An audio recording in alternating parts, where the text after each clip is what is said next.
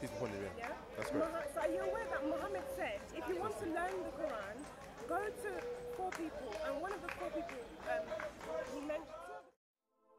ريض يا الطارش يا المعنا خط بكتابك الترحيب لو سرابك ليلك وجنة بالدجا في الليل تسريب واسأل عنا للمنا بالعلامات I was just about to speak about the mathematical miracle of the Quran, yeah?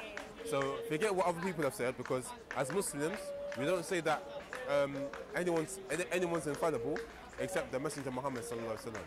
In fact, Ibn Mas'ud radiyallahu anhu, he stood next to the grave with the Prophet Muhammad, peace upon him, and he said, any man, we take from anything, we take what he says and we dump other things he says, except the man in this grave. And you point to the grave with the Prophet Muhammad. So even as Muslims, we don't just blind follow anyone.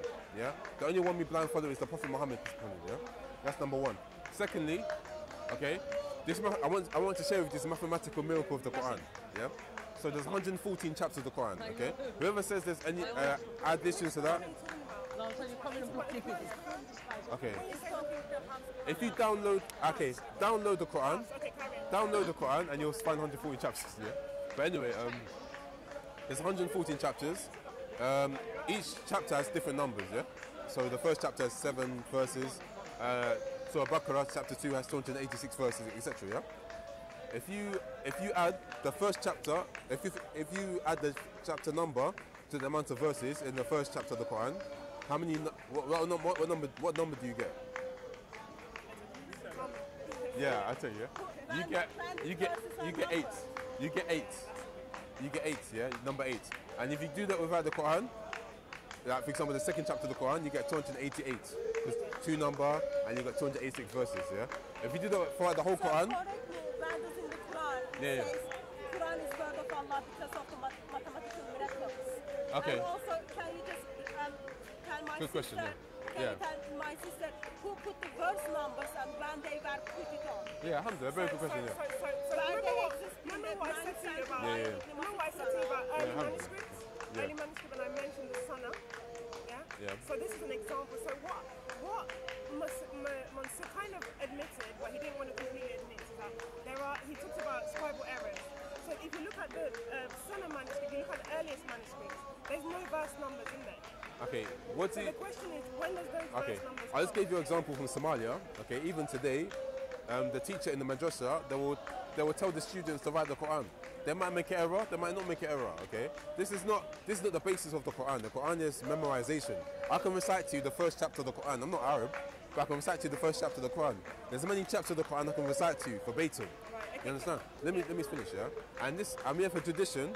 Every single year, okay, from when the Quran was revealed to this day, we recite the Quran every year in Ramadan. And if the Imam makes a mistake, he will correct the Imam.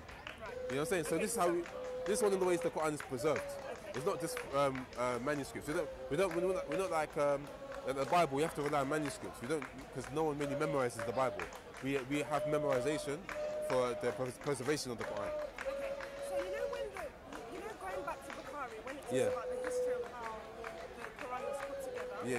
In Sahih Bukhari, I think book 661.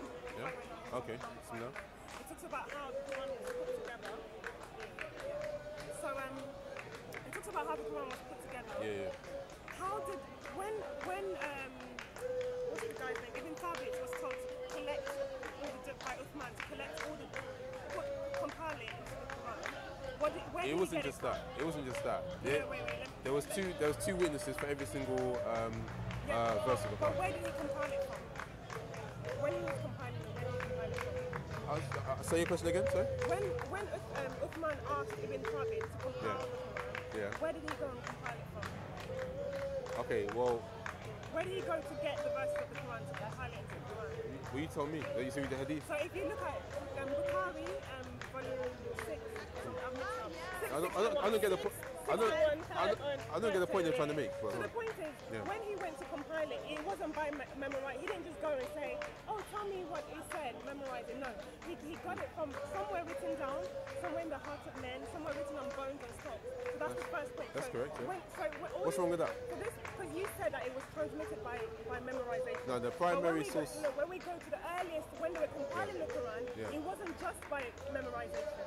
It was actually. Yeah, I agree with that. Yeah. So it was actually But the primary. written down, somewhere written on bones and stalks, and then somewhere in the heart of men. So that's the first point. The second point is you say you follow Muhammad. Let's stick to the first point. One by one. Wait, you gave a couple of points. Let me just give two. Alright, the second point I want to make. You say you follow Muhammad. He's the point, Yeah. That's correct. So are you aware that Muhammad said, if you want to learn the Quran, go to 4 people, and one of the 4 people he mentioned, 2 of the 4 people he mentioned was Ibn Masud and Ibn Qar, right? And Ibn Thabit wasn't one of those 4 people, but yet, especially Ibn Masud disagreed with Uthman's Quran. Okay, there's So nothing if you're following, yes, he did, because Uthman asked Ibn Thabit, again, you can find it in Bukhari. Uthman asked Ibn Thabit to compile the Quran. When he compiled the Quran, Ibn Masud strongly disagreed with it.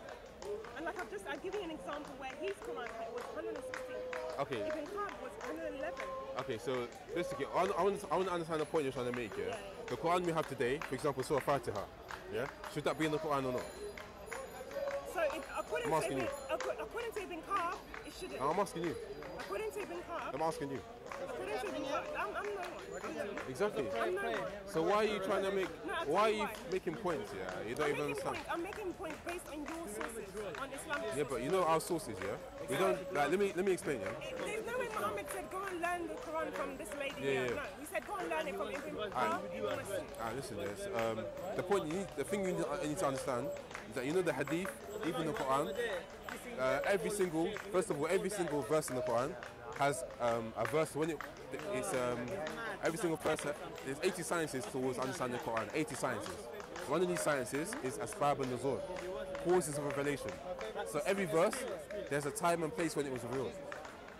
The second one is an-nasikh wa mansukh, the abrogated verses. Yeah. So for example, certain things were abrogated. For example, the Sahaba were allowed at one stage to approach the Salah when they was drunk or intoxicated. Then Allah said, do not go to Salah when you're intoxicated. Then Allah prohibited alcohol. So it's stage by stage process, yeah? So this is, if you don't understand these basic sciences of the Quran, then you're not really qualified to talk about the Quran, to be honest. Because even the Hadith that you're mentioning, there's chain of transmission, there's understanding the context of the Hadith, there's abrogated, for example, one Sahaba might say something and then find out later, because like I said to you, the Sahaba were infallible. Like, they weren't infallible. They made mistakes. Let me say, yeah. So we we don't just take from one individual. You know, we take from the Prophet. So why are you rejecting the very individuals Muhammad told you go and learn the Quran from them? No, I'm rejecting no one. You know, you have to verify. Today's Quran is not the same as even So show me the other Quran. Okay, so for example, show me the other Quran. Do you know Hafs? Do you know the Hafs of Wash? So what's the Quran? Is it Wash? Hafs, yeah. So the Quran, you guys. So if you go to North Africa, you can even go and ask Mansour admits it to you. So Wash, or I'll show you a video where Mansour admits it. There are variations. Yeah? Okay. Now let me give you an example. So are you Can I give you? That Wash Okay. It's not exactly the same as Hafs. Okay. Can I give you an example? There are variations in there. I remember. Sorry, I don't know if you remember this, but I remember when you were speaking to last year with Muhammad Hijab about this topic, and he gave you a surah. He recited a surah to you, which was Surah Al-Duha. Oh, mashallah, okay, yeah? Alhamdulillah. Mashallah, you good? Alhamdulillah. You just said you were a Turk. Alhamdulillah. So, yeah, so there's a surah called Surah Duha. He recited to you, remember? Do you remember this? Do you remember him reciting it? Yeah. So he recited Surah Duha in 2 different ways. Yeah? And these 2 different ways were Hafs and Warsh. But these 2 ways, they don't contradict. You understand? I don't know what my sister is trying to make. Yeah, I don't understand either. I wasn't listening. I just came in, yeah. So what I'm trying to say, but basically to cut it short. I guess she's asking the question. Yeah. What happens when the written Arabic form of that word is different than other form? For example, feeding a one-poor person or feeding a group of men. Okay, I'll give you an example. Muhammad Hijab, he gave the example of Surah Duha. So, Muhammad Hijab, so I guess you've got your own name and your own No, this is something we can observe. He mentioned something that we can observe. Yeah. So in Hafs it's wadduha. In Warsh it's wadduha. So it sounds different, but it's the same.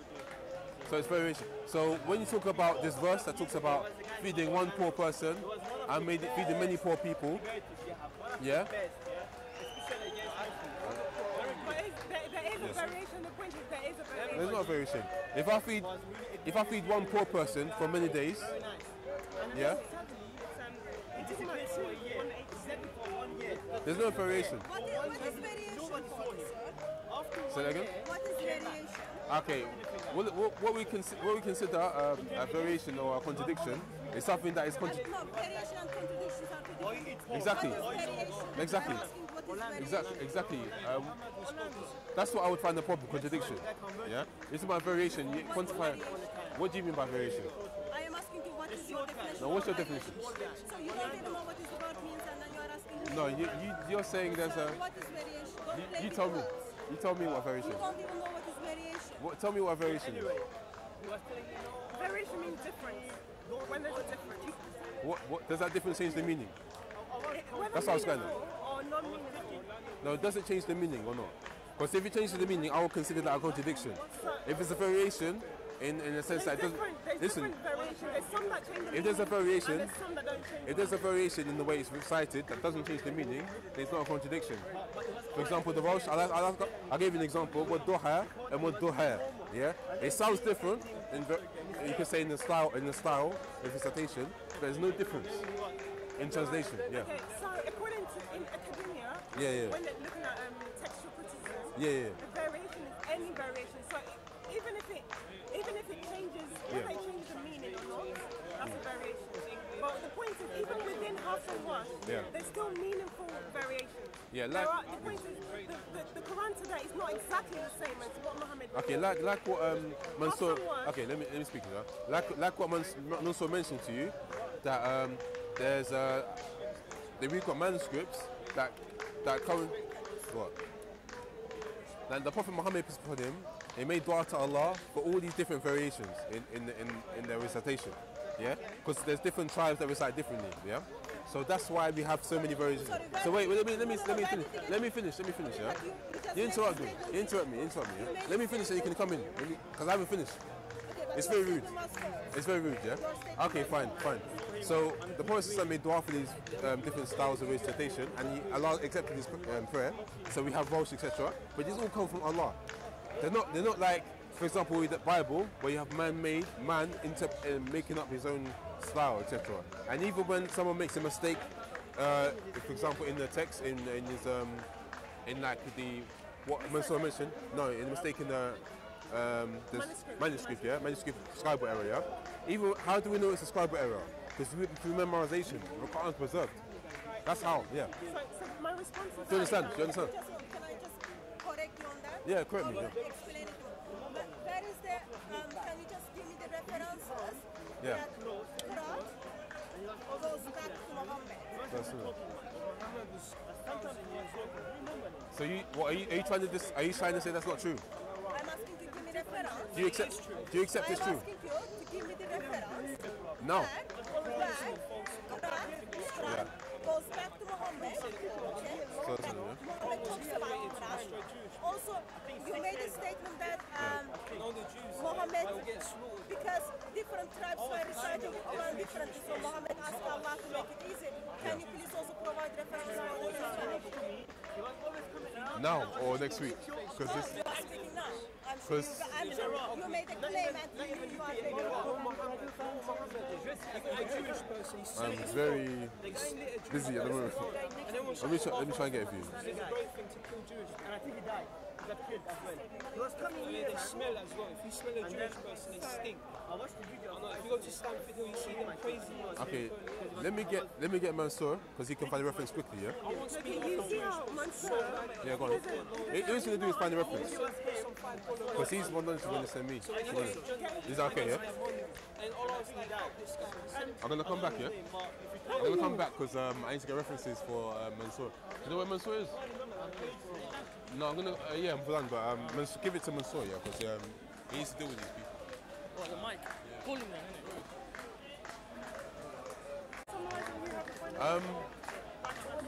We will summarize, isn't it? Or we can just make a point and then summarize after. But let's summarize. The point is, the simple point I'm making is that we started.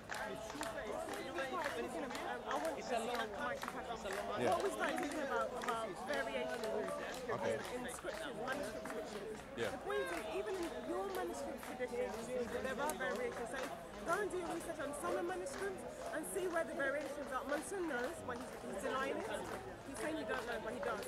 So you can see where that they're. So for example, the diacritical marks are not exactly the same. They are missing diacritical marks from some manuscript compared to today. But go and check it out and be lying.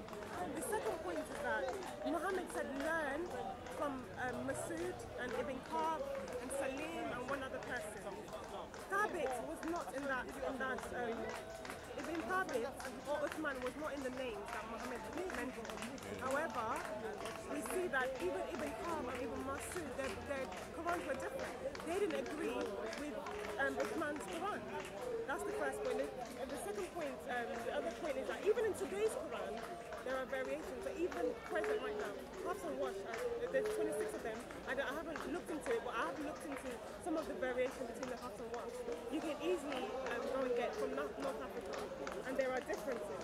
So, and I mean meaningful differences. So an example is 443. In the half, it says, in chapter 4, verse 43, it says, Lamastum, which means you touch. In the kalaf, lamas. So there's less. You touch like this, in one of them you touch sexually. So sexually, yeah. So even in Hafs and Wash, it's what is it about? They killed versus they fought. There's a scripture that says about you go to heaven if you kill. Yeah, so if you kill people in jihad, you're guaranteed heaven. Versus if you fight people. So there's a difference. I can fight you but not kill you. So is it, do I have to fight you to go to heaven or do I have to kill you to go to heaven? Okay, good question. Okay, so that's your conclusion. Okay, so I'll let you speak, inshallah. So I'm going to conclude based on what you said. Number one, like I said to you before, the Prophet Muhammad revealed all these different qira'ats, to us, and the different dialects of the recitation. And for example, you mentioned one of them, which was I think it's Kutilu and Qatil. Let me finish. Yeah, she's in the queue. Yeah, she's in the queue. So you mentioned one like fights and faults, etc. These are not. I hope you agree. These are not contradictions. I can fight you and kill you at the same time. Like, that's not a contradiction. You can go to war and then become injured and then you just fight. Exactly. There's no contradiction. You didn't die. Anyway, I'm talking. I'll let her speak. Yeah, I'll let her speak. Yeah. So if you find, like, what I mean by what we're asking for a difference. Yeah. This is how you finish the debate with us. Is if you have a difference within the Warsh or you have a difference within the Hafs. Like these differences you don't find. I'm saying these are different. Alhamdulillah.